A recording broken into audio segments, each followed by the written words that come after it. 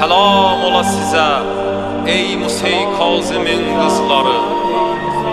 Selam ola size ey İmam Rıza'nın bacıları. Selam ola size ey garip hanımlar. Bizden uzaktır Haremin İmam Rıza, amma tatıbdır Keremin İmam Rıza. Var ülkemizde Alemin İmam Rıza. Şərəf verib bacıların bizim bu Azərbaycana.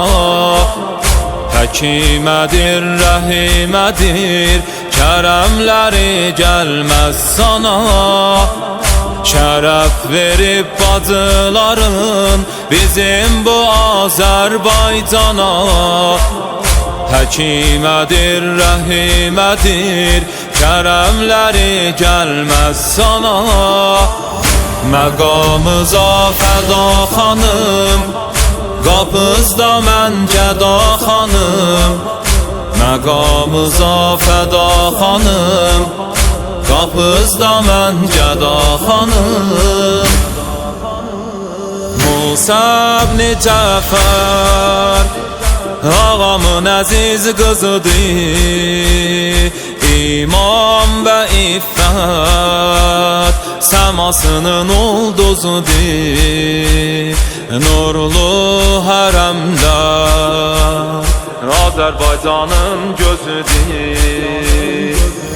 Bizim vətəndə şükür ola, Fatimələr olub qonaq. Ölkəmiz Ali Heydərin qızlarına atıb qucaq. Bizim vətəndə şükür ola, Fatimələr olub qonaq. Ölkəmiz Ali Fatimə qızlarına atıb qucaq.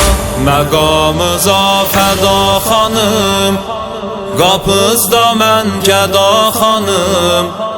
Məqamıza fəda xanım, qapızda mən gəda xanım. Oldu vilayət, İzzət ilə sərvətimiz, qiblə olubdur bizə bibi heybətimiz. Var Fatimə ilə buna görə nisbətimiz.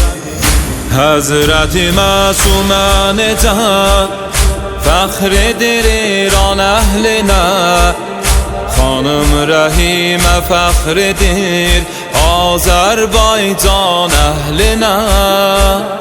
Həzrəti Məsumə necə fəxridir İran əhlinə. Xanım Rəhimə fəxridir Azərbaycan əhlinə.